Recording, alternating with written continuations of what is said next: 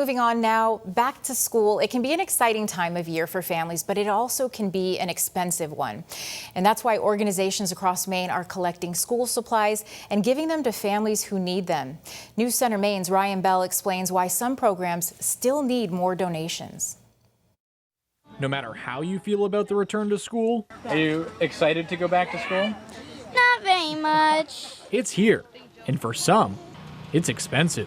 Everybody remembers that first day of school with a brand new backpack and the pens and the notebooks. And for so many people, that's just not within the budget. In Bangor, the nonprofit Penquist is making a final push to collect supplies for the 1,500 families it intends to help this year. It's by far and away the greatest need that I've seen. With less than a week until they start handing out the gear, donations are down and more is needed. In hopes of closing the gap, local businesses are lending a hand Sunday at the Furniture Gallery. We just wanted to do things to help give back. And it's really important that we donate to the local schools. Meanwhile, in Waldo County, kids picking up their back-to-school treasures. There you go. The YMCA is teaming up with Waldo County Community Action Partners to outfit families in Belfast with new gear and clean cuts. With the rise of everything today, you can't just do it by yourself. You got to be a community. With the cost of living on the rise, organizers say need is growing, but sponsors and volunteers allow them to put on events like this one. Often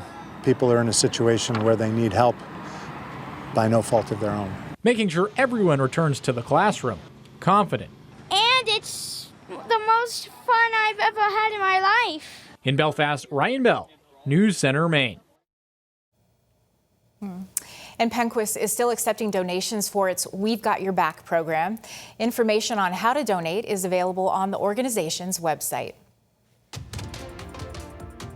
Well, coming up, a book can open up a whole new world. And when we come back, how a local group is making sure more Maine kids have one to open.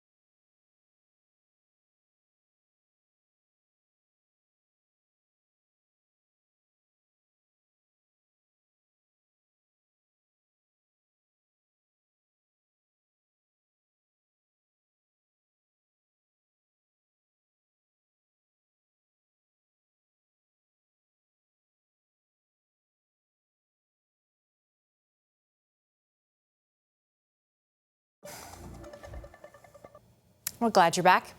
Well, about 10% of children grow up without books at home, according to the National Literacy Trust. The same research found children who do own books are twice as likely to read above the average level. That's one reason a local organization and a South Portland bookstore are working to get more books into the community. News Center Maine's Pearl Small has a story.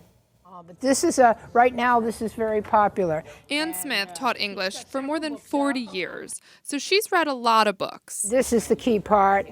His sneakers turned red, but did Pete cry? Goodness, no. Everything is cool. And even though she doesn't teach anymore, Anne still finds ways to read to classrooms. It's not just the things you learn, it's the things you learn to feel that other people feel.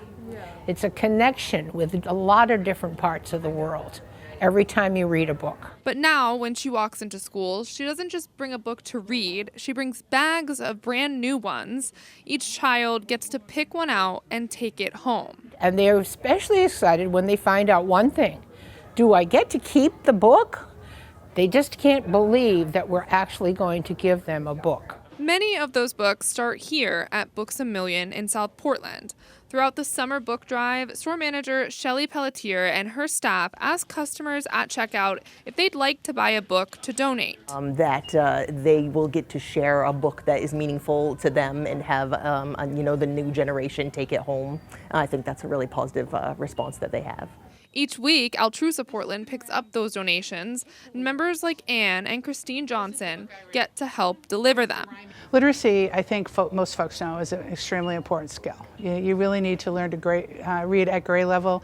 By grade 3, it's an indicator of success in life overall, success in education. Last year, the group says they helped get more than 3,000 books out in the community. It is a moment sharing that with a kindergarten class that will make many of them remember books for a long, long time. And when Anne says that, she's speaking from personal experience. That I'm still going out and I see them on a table in a yard sale, like, oh, there it is, my book, and I buy it. In South Portland, Pearl Small, News Center, Maine.